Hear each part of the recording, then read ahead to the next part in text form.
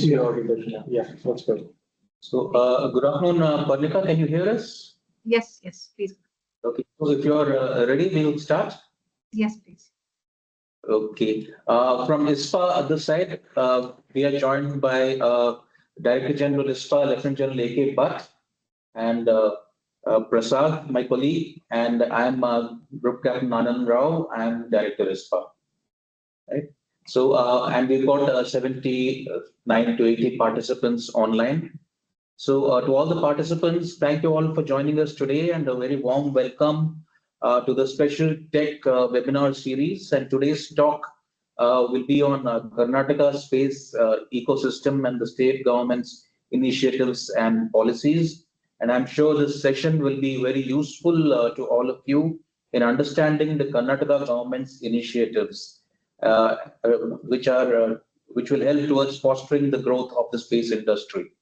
And today we are honored to have Ms. Parnika Pavanram, who will walk us through the vision, the objectives, and implementation strategies of this pioneering policy.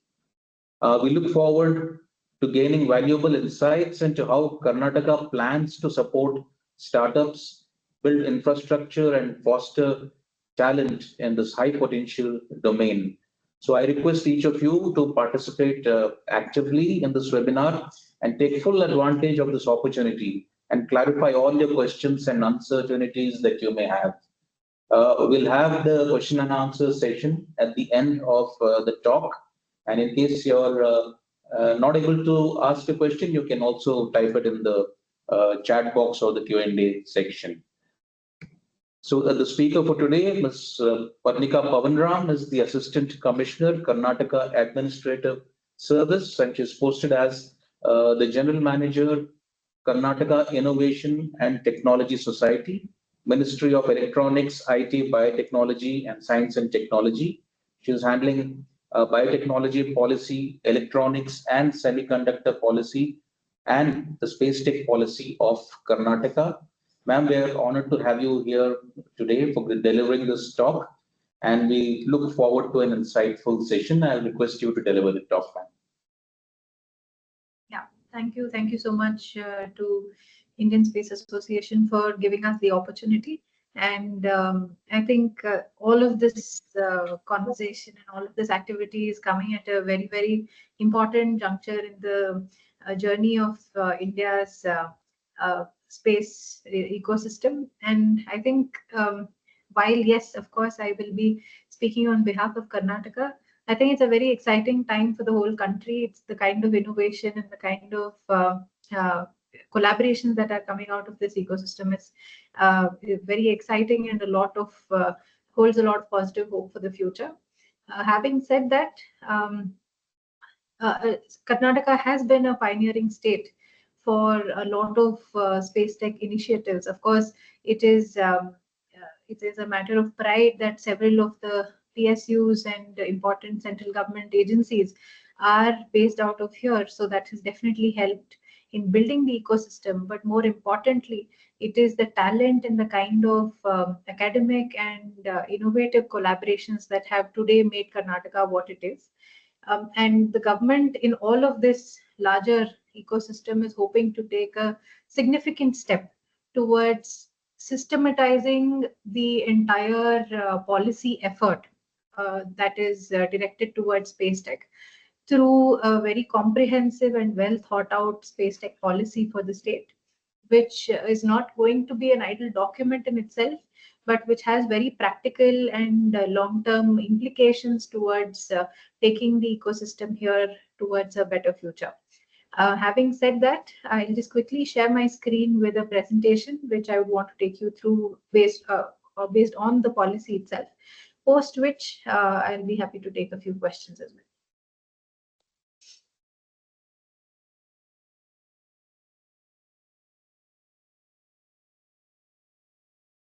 Please let me know if the screen is visible. It's visible. Yeah. Great. So the entire Karnataka space ecosystem as a whole has largely been a contribution of the National Space Agency with 10 plus ISRO centers, 5 plus space related PSUs, and 15 plus premier academic institutions and research labs, all of which have historically led to a strong foundation for space tech in the state. Of course, a major and most important contributor to this is the private ecosystem through the MSMEs, private space companies, as well as emerging startups. And Bangalore being the startup hub with several thousand registered startups here and consistently having been ranked the most innovative state in the country, it is only right to say that even the space tech ecosystem has significantly grown in Karnataka as a result of the incredible work being put in by our startups as well as MSMEs. Coming to the policy itself, the vision of the policy is to sustain Karnataka as the #1 destination for space tech in India and to hold 50% of the national market share, that is $22 billion by 2034. And it is also to propel Karnataka into a global destination for space tech with primacy over the entire space tech value chain and eventually hold 5% of the global market share. So this long-term vision is broken down into specific missions and goals, which includes training and upskilling 50,000 young professionals, and to also attract and enable domestic as well as foreign investments to the tune of $3 billion US, and creating enabling infrastructure such as industrial parks as well as testing centers and facilities catering to the space tech sector, and of course direct financial support for R&D, technology transfer, IP creation, international marketing, and so on. And most importantly, to holistically approach this sector, one of the major goal or vision is to actually improve awareness and adoption of space tech solutions by the larger ecosystem and more specifically the government itself. So this in summary is what the entire policy is going to detail out over the next couple of slides. And this is the same thing that is spread over 5 major pillars of the policy, which covers skill development, investment promotion, infrastructure development, innovation, and awareness promotion. So with 35 plus incentives and initiatives, this policy is actually hoping to which is directly aiming at industry, including startups and MSMEs as the potential target beneficiaries. Coming to the first pillar of skill development, what we're not just looking at the larger graduate population, but the intervention in the policy starts right from the school student level, that is from grade 8 onwards. And what this includes is to organize, to incentivize or reimburse costs incurred for industry visit, awareness talks, and setting up galleries to demonstrate space sector achievements. In the college students vertical, we are looking at targeting ITI, diploma, polytechnic, and university students. We are working closely with ISpA in order to actually curate specific programs which can focus on these various population segments. In the college student category, we are looking at encouraging technical universities to adopt a focused curriculum for space tech, supporting universities to set up space tech labs, and to also establish TBIs focusing on space tech areas. Coming to the young professionals, who are in the age group of 18 to 35 years, there is already an initiative that is called as Nipuna Karnataka, which has been recently announced by the government, which is looking at skill training courses in partnership with industry.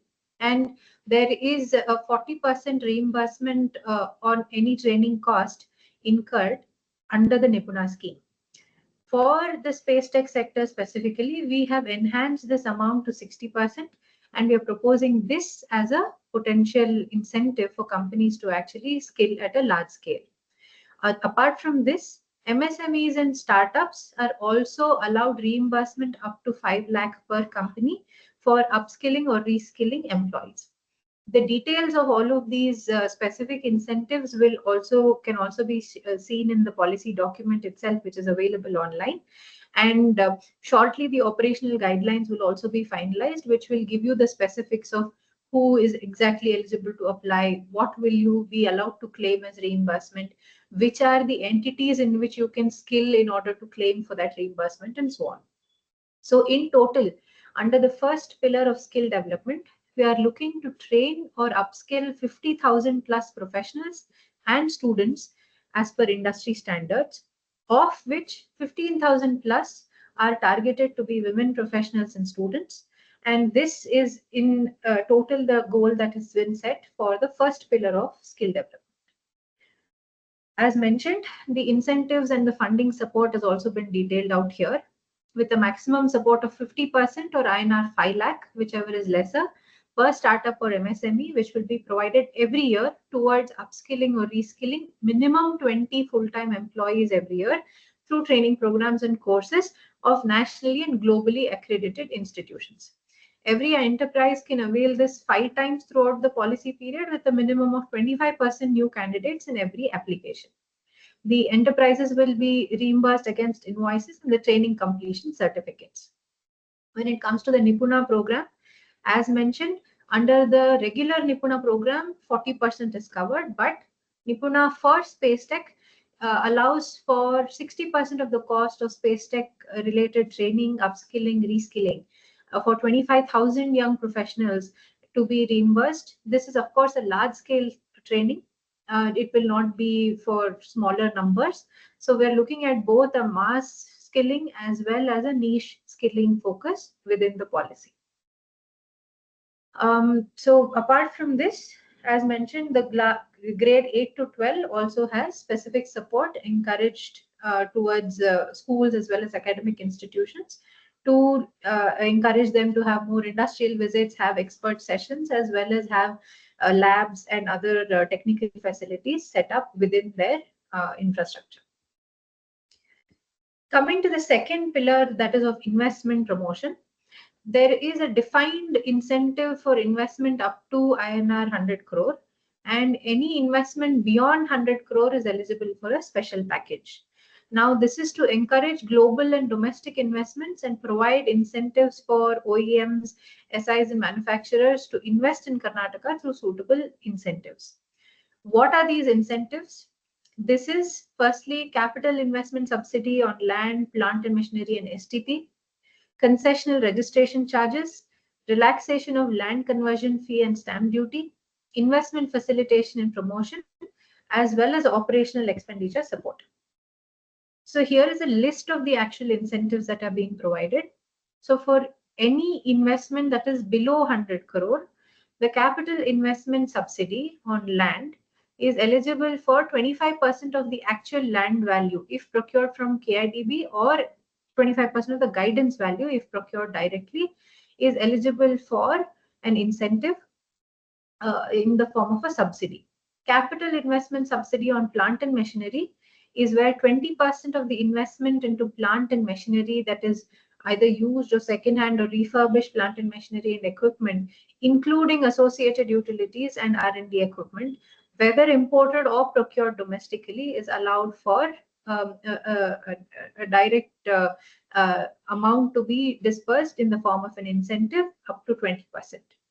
A one-time subsidy for sewage treatment plant at 50% of the cost of ETP, subject to a ceiling of INR 250 lakhs. Stamp duty exemption is given at 100%.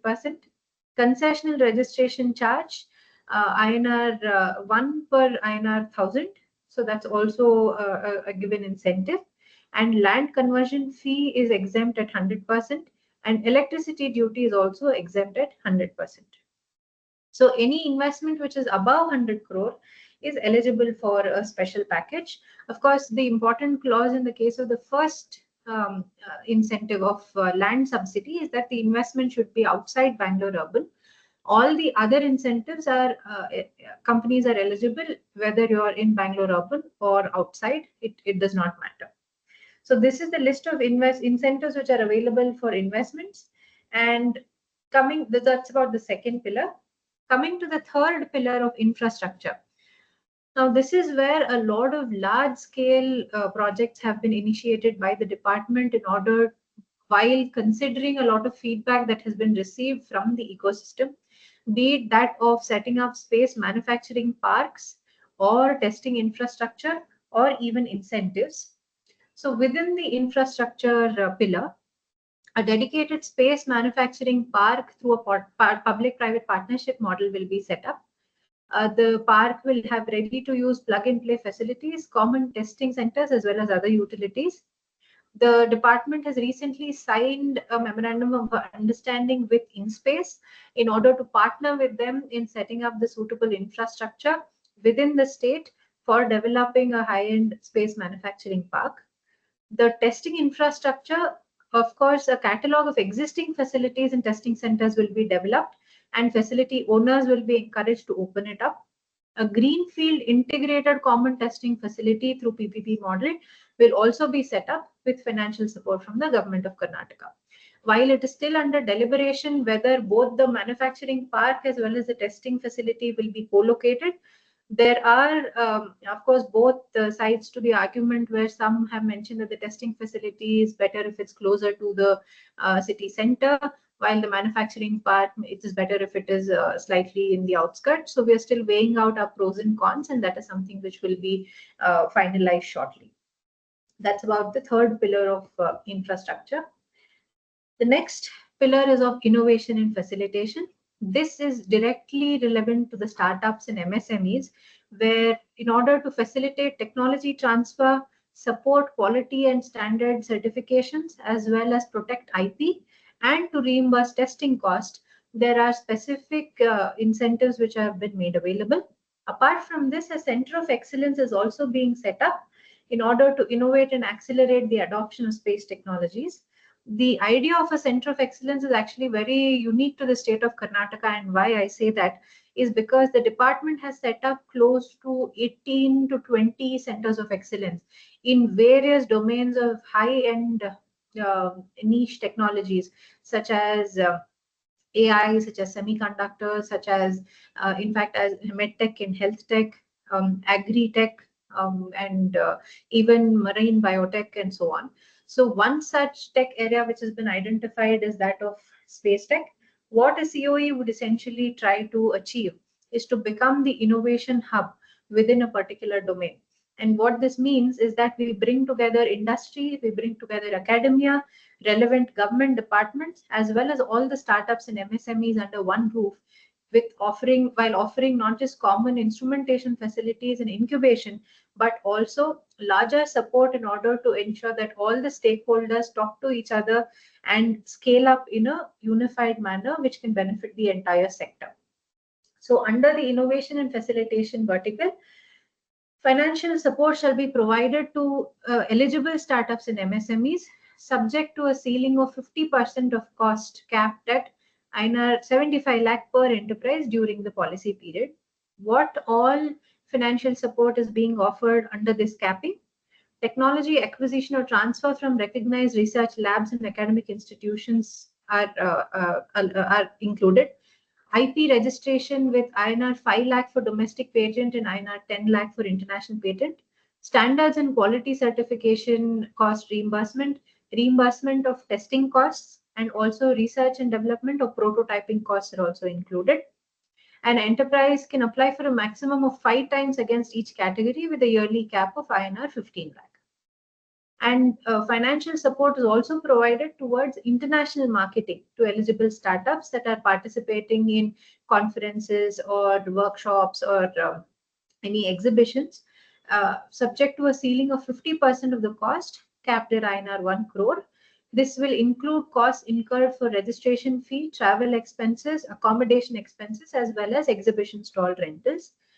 This too can be claimed by an enterprise for a maximum of 5 times with a yearly cap of INR 20 lakh. Apart from this, startups and MSMEs will be reimbursed Provident Fund or employee state insurance of 1,800 rupees per employee per month for 2 years, subject to a total reimbursement of 12 lakh. And this is only applicable for, of course, all new employment created during the policy period, provided the employment is for a continuous period of 2 years. There are also a few other benefits which can be detailed out, which can be looked at in detail in the policy document. And the specifics of all of this, including the operational guidelines, will also be put out in the public domain shortly. Coming to the last pillar of adoption and awareness, this I personally and also as a department, we believe as one of the most crucial and important pillars for the success of not just this policy, but also for the sector in itself. In fact, during the course of drafting of this policy, as a department, we have come to realize how many more applications of space tech are left unexplored, even within the government administration and governance domain. As an outcome of that, we in fact had a very, very fruitful government workshop with including secretaries and the leadership of some of the most important departments of the state, including agri, space, and others, all of whom came together in order to bring together where startups presented the solutions and also ensured that their points were put across with their solutions in a clear manner. And this was in turn made into a formal platform where startups can actually talk about their solutions, and government departments can also express what are their exact pain points when it comes to surveillance and data availability. So that was, of course, a very small scale activity, and we're hoping to build that up in a much bigger manner. This is from a government point of view, but we are also looking at increasing adoption and awareness within the larger ecosystem. How and through what are we going to do this? Is firstly the financial support to build and roll out a DPG for downstream space for improving adoption of geospatial technologies through academic or non-profit institutions. Financial support for building foundational geospatial models relevant for Karnataka through academic institutions. This would include embed space sector startups or MSMEs into ongoing initiatives, organize workshops to explore space products and solutions for individual government departments, and to organize solution walkthroughs and demonstrations for key enterprises, rolling out adoption of space technologies in governance operations, and also to provide prototypes and solutions for Karnataka-based startups for a preferential market access. Now, the preferential market access program is again a unique program here in the department, wherein startups, of course, any state government has a very elaborate procedure of procurement of anything, which includes a long-drawn tender process. And we understand that several times the startups and MSMEs may not even qualify for such tenders. So there is a mechanism wherein the act has been amended to allow for startups to be empaneled, and the empaneled startups can directly sell to the departments, of course, subject to a upper capping. But this has enabled several startups within the health and women and child care domains to actually promote their solutions for adoption within the government departments.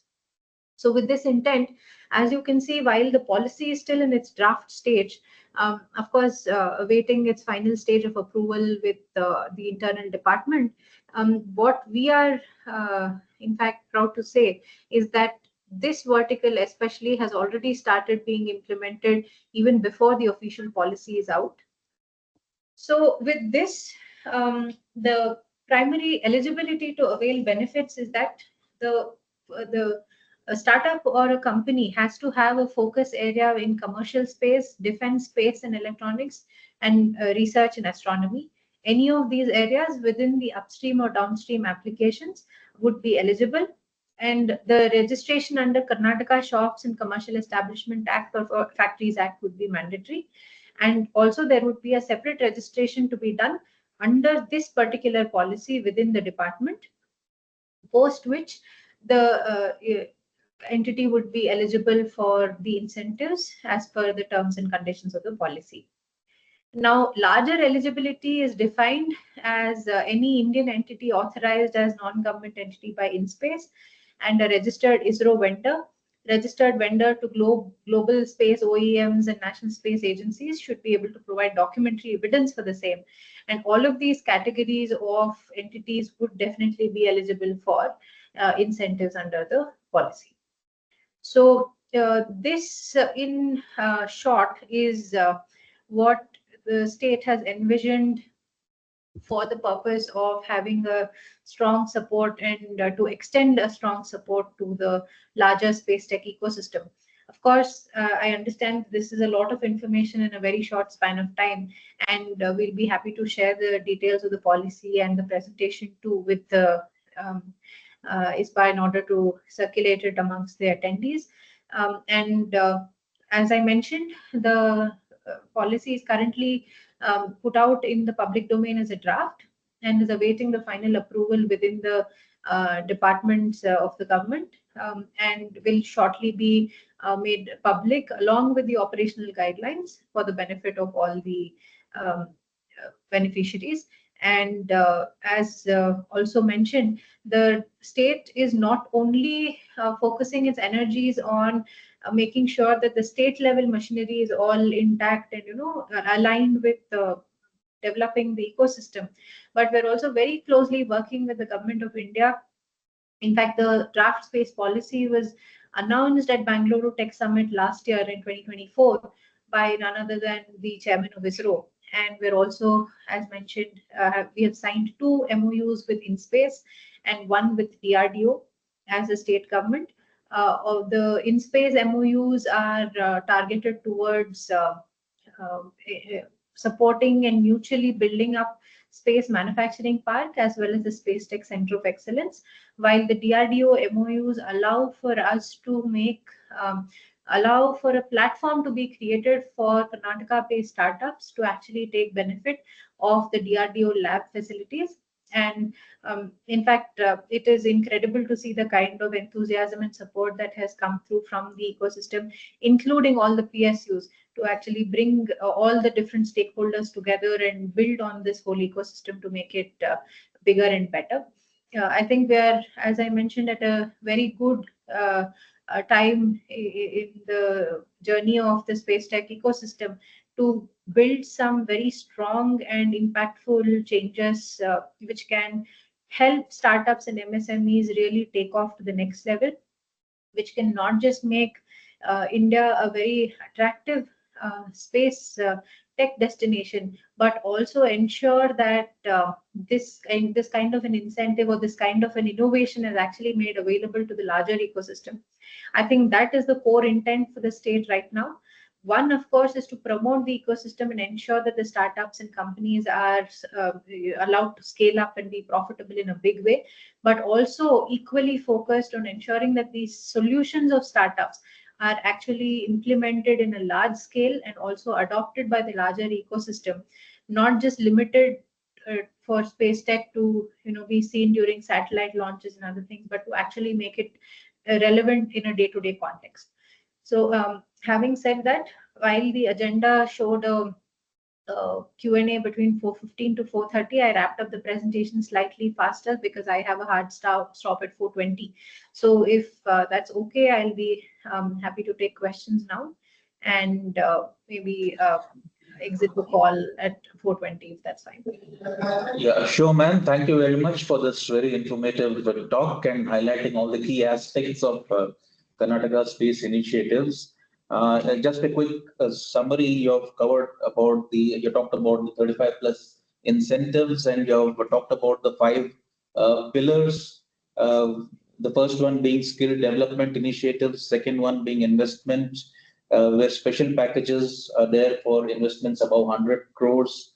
You talked about infrastructure regarding the manufacturing parks and testing facilities. The fourth pillar being innovation and facilitation, where there is financial support to startups and MSMEs. And the fifth pillar being adoption and awareness measures. You have also talked about the eligibility criteria to avail benefits.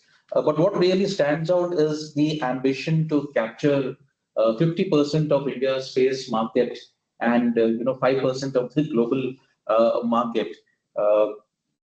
Now, this ambition to dominate the national and global markets actually places Karnataka in direct competition with the other states, which are also vying to become, space-enabled states.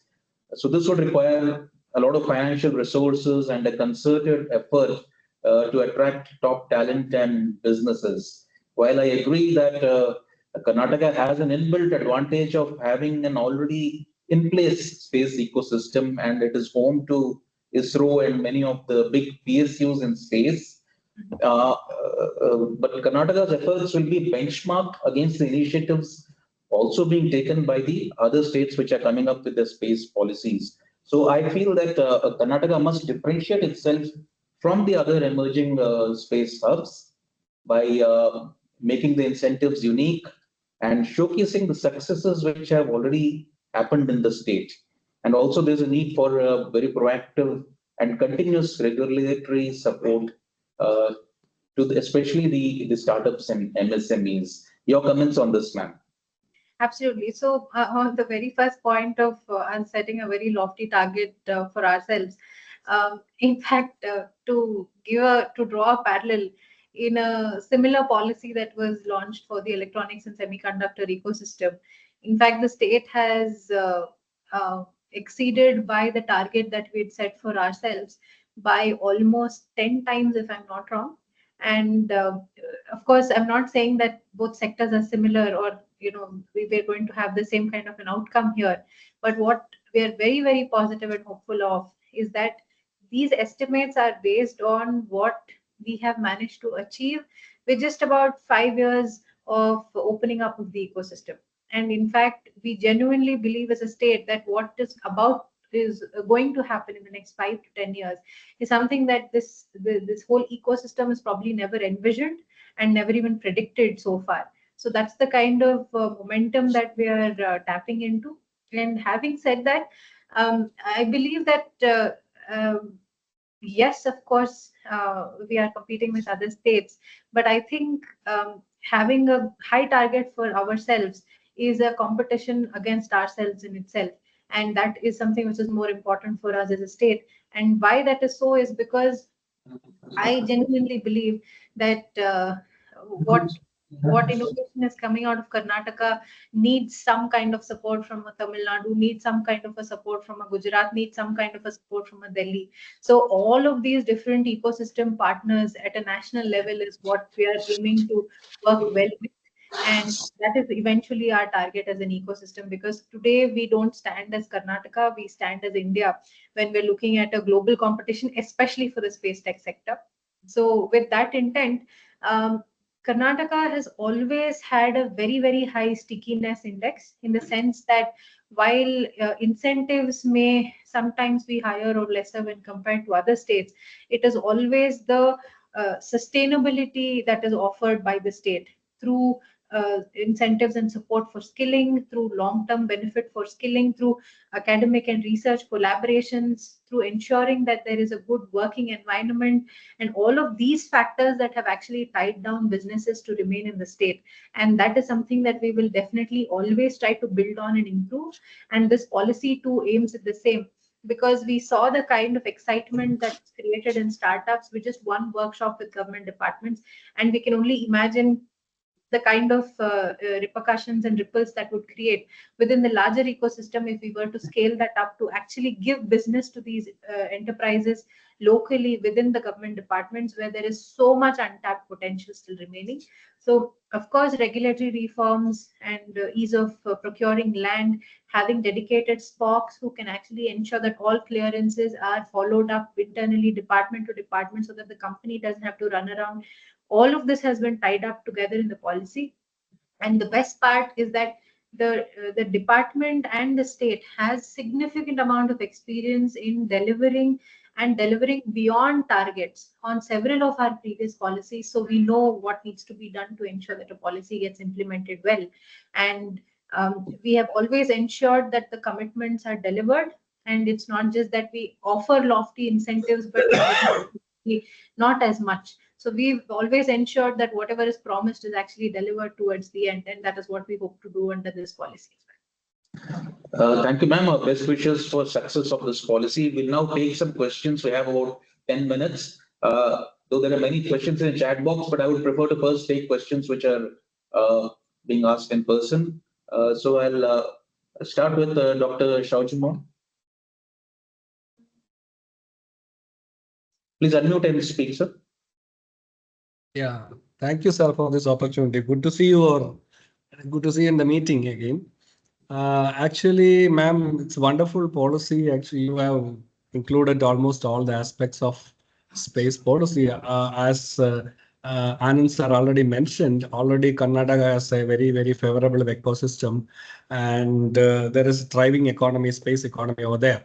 My just like, I like to one important point that is actually you're focusing on the school students also, right from the school ages, like, trying to create awareness, and I like that. My question is actually, so is there any target that you made for investments, or like, have you conducted any particular study, like, how much employment that you're going to generate annually, or like what kind of industries that you expect more, and what is the maximum pool of resources that you allocated sector wise, like for investment, for industries? This is the second question. And third question would be like, you said about, upstream and downstream, but the ancillary industries, like, derived industries also there, derived various other sections are there. So what is the policy related to such areas? These are the three questions that I have, ma'am. Thank you. Sure. Thank you so much, Mr. Shaidu. So to address your first question, that is of, whether there has been some scientific study that has gone into putting these numbers out. In fact, we began working on the policy almost a year and a half ago. We have had several rounds, in fact, close to 8 rounds of consultations with various stakeholders, including ISRO, InSpace, and several startups, MSMEs, academic institutions, and every vertical of the space tech ecosystem. Every stakeholder has been approached in one form or another to actually understand where this focus lies, and a very scientific study and deliberation has gone into the process of arriving at these particular numbers. And in fact, for the process of our own internal approvals, we have to ensure that we justify every number that's put out. We have a very, very elaborate Excel sheet which has all of this information, of course. And so rest assured, a lot of scientific thought and activity has gone behind putting all of these numbers together. That would probably answer both first and second question. The third question on the ancillary activities, if there are any specific areas that you are looking at, we can actually check if that is already covered under the policy, or is that something that we can look at covering if it's already covered under any other policy of the department, if at all, or if we have to, if it's a gray area or a blind spot which is currently unaddressed, we can look at seeing how that can be included as some policy under any of the incentives. Yeah, I was actually referring to this, like, the out of state GDP, like how much percentage that you are expecting from the space, or like, how much total investment. So I have no doubt about, that the various discussions that you had before you frame the policy, because the policy itself actually reflects all those, like, kind of in-depth work that you have had. So that is what I was looking. Okay, ma'am, we'll proceed to the next question. Question by Akshat Jori. Hi, I hope I'm audible.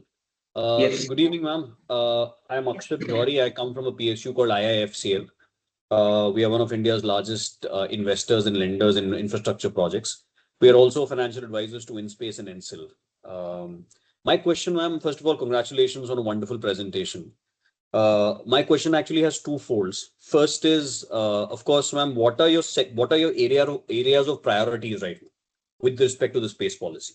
Because it's very unique that Karnataka has taken out a space policy wherein you already have ISRO, you already have the HQ there, you have NCIL there, and a lot of activities goes into it.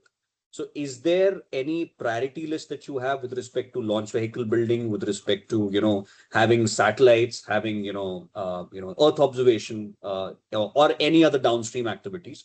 Also, since we structure PPP projects, I wanted to understand what are the incentives, specific incentives that are being built for private players? Okay. So the first part of the question being what are the immediate priorities for the government when it comes to this policy implementation? I would say the downstream application, and with the existing space data that's already available within the ecosystem, I believe we have not even tapped into 5% or even 10% of what is the potential for the application with using this kind of a space data. So downstream application and downstream application enhancement is the first and foremost focus for the department. And to answer the second part of the question, which was about, could you please repeat the second part of the question? Second part, ma'am, what are the incentives that are being built for the private players? So all the incentives that have been listed out, be it the skilling incentive, the innovation and facilitation incentive, or even the investment promotion incentive, all three verticals actually offer incentives to private players, be it companies that is startups or MSMEs or larger companies, or even if you are a private academic institution. All of these categories of entities are eligible for incentives as listed out in the policy. Okay, ma'am, I'll take a quick online question from Dhruv from the Italian Trade Agency. He says, are there any mechanisms in the policy to protect the IPR of foreign OEMs interested in entering into joint ventures with an Indian firm? So I don't think there is any specific mechanism that's already built in, but if you could let us know a little more in detail of what it is that you're looking for, maybe Saryu, you can leave the email ID in the chat. We'll try to understand exactly what the requirement is so that we can see if we are already addressing it in some manner or if we have to going forward address it, based on what we understand of the question. Okay, ma'am, I see no more hands, but we can take one more. Okay, Naman Sharma can ask the questions.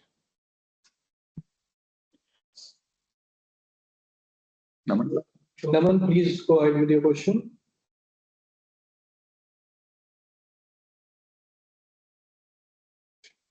Naman, if you can hear me, please unmute and ask a question.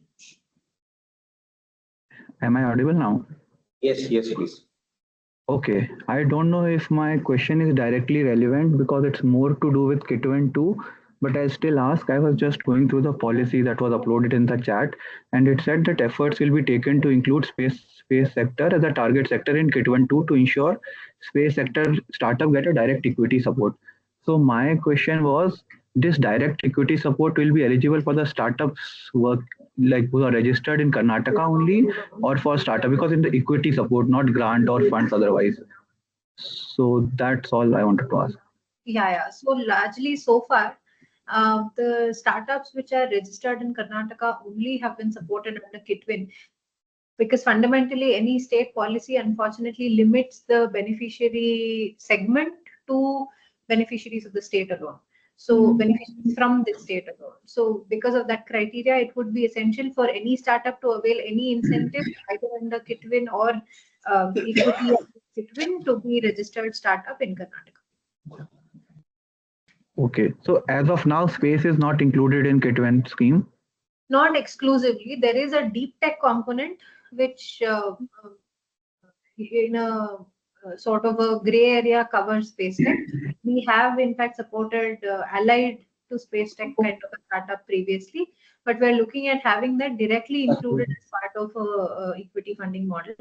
In fact, of course, this is not yet formally announced, but there's a huge program called LEAP, LEAP, which has been announced in the budget of this financial year by the government of Karnataka, which is having a large fund component, and that is also looking at supporting some of the emerging sectors, one of which will definitely be SpaceTech. Okay, we'll have the last question from Sandeep. Please go ahead. Congratulations, ma'am, on this wonderful journey. I had one question on the Beyond Bangalore initiative. Recently, government announced the Shimoga cluster to be a space tech cluster. So is there any more updates or progress on that? So that includes 3 or 4 districts. What are the specific programs government has in mind for that cluster? So as I mentioned, the local economy accelerator program, LEAP program as it is called, is currently in the process of getting conceptualized and formalized. And there are various clusters identified under this particular program with sector-specific benefits. That includes things like having a focused fund of fund, having focused infrastructure for not just testing, but also common instrumentation facilities, technology business incubators, and several other collaborations, and having local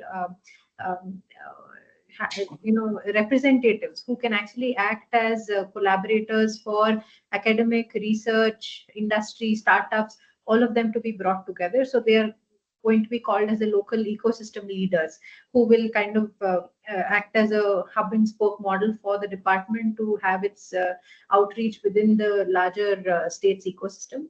So a lot of these things are currently being formalized and will probably be announced in the public domain shortly. Thank you.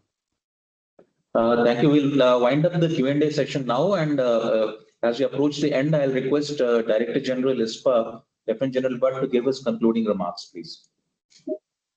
Sure. So I can just, since it's 4:20 and I have a hard stop, I'll take leave from this session, and thank you so much for the opportunity. Saryu from the department will continue to be on the call, and we'll be happy to take any questions offline. The relevant email ID has also been shared in the chat, and we look forward to collaborating and hearing back from all of you shortly. Thank you so much. Thank you very much, ma'am. Thank you.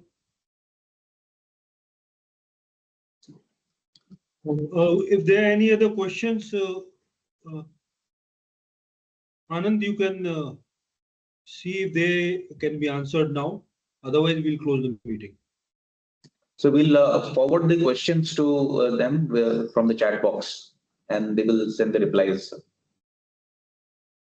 Fine, then we can close the meeting then. Okay. So thank you everyone for being at this meeting, and we hope to see you all again in the next SpaceTech series webinar. Thank you very much. Thank you.